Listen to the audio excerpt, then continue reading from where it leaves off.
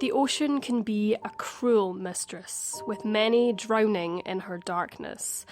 In the winter of 1900, 3 lighthouse keepers vanished without a trace on a remote Scottish island. Tonight, on Dark Curiosities, the disappearance of the Flannan Isles lighthouse keepers. The Flannan Isles, also known as the Seven Hunters, lie 20 miles west of the Isle of Lewis in the Outer Hebrides in Scotland. Local superstition said that it was apparently bad luck to spend a night on the Flannan Isles, which was empty of inhabitants and had a derelict chapel, only sheep grazing by the sea. The lighthouse was constructed with difficulty over the course of 4 years during the 1890s on an island called Eilean Mor, and the lighthouse began operating on the 7th of December 1899. Communication was not easy. The only way was balls stuck to posts which could be seen by Hebrideans on a decent day. On the 15th of December 1900, a violent storm hit the surrounding area of Eilean Mor. A ship named the Fairwind passed the isle, the crew angered and confused as to why the light was not operating in the lighthouse. Another steamer which docked in Oban also reported the fault with the light. Authorities did nothing to help, considering the fact that a relief ship named the Hesperus was due to sail out on December 20th.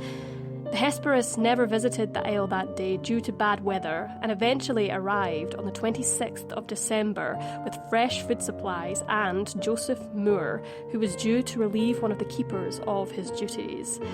Joseph was gravely concerned as a situation like this was rarely heard of, and apparently he had refused to eat breakfast and had a deep feeling of foreboding and dread. Arriving at the island, the whole atmosphere seemed odd. The Flannan Isles lighthouse had been manned by 3 keepers: Donald MacArthur, James Duckett, and Thomas Marshall. It was expected that the lighthouse keepers would greet the crew of the Hesperus when they arrived. However, it was eerily quiet, with no supply boxes ready to be restocked and no flag on the flagstaff. Moore decided to go to the lighthouse, calling the names of the keepers and hoping for a response. It is disputed amongst journalists and historians as to what exactly happened next. Some say upon entering, 3 birds flew out of the door, Joseph finding strands of seaweed all over the stairs and in the alcove where the logbook was kept. Lamps had been trimmed and the beds had been slept in, cold ashes lay in the fireplace and the washing up had been done.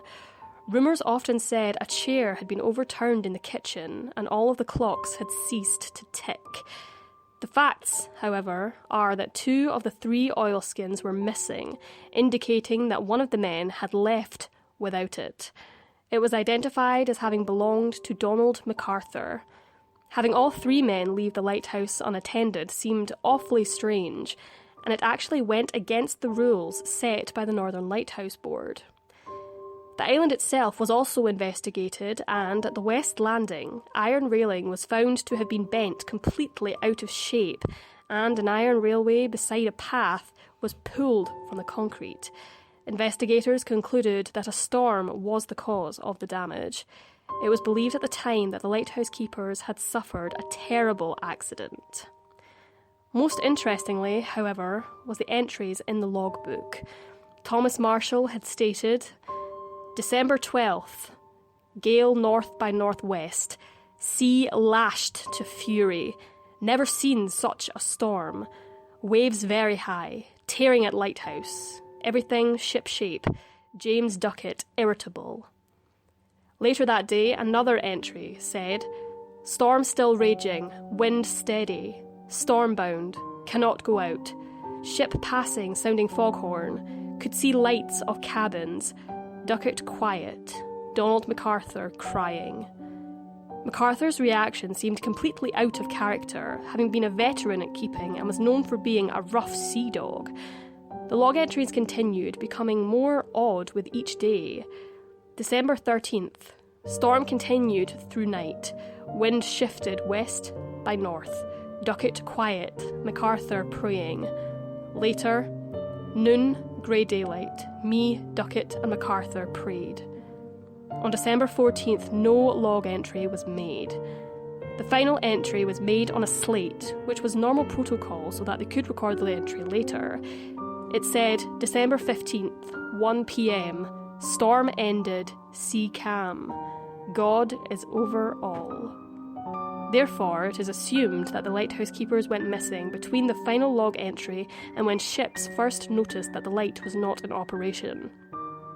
What also seemed unusual to Superintendent Muirhead, who was head of the investigation, actually knew the men personally and had never believed them to be religious. He said in the official report, "I visited them as lately as 7th of December and had the melancholy recollection that I was the last person to shake hands with them and bid them adieu." Some believed the log entries to be fake. However, police couldn't find any evidence to back this theory or a motive as to why someone would write unauthentic logs. An official investigation carried out by the Northern Lighthouse Board concluded that Donald, James and Thomas had perished in a freak accident during an incredibly fierce storm. They believed 2 of the men had gotten into trouble and Donald MacArthur had attempted to save them, leaving behind his oilskins in his panic. All 3 men falling from the cliffs to their deaths. However, it is worth noting that the bodies were never recovered.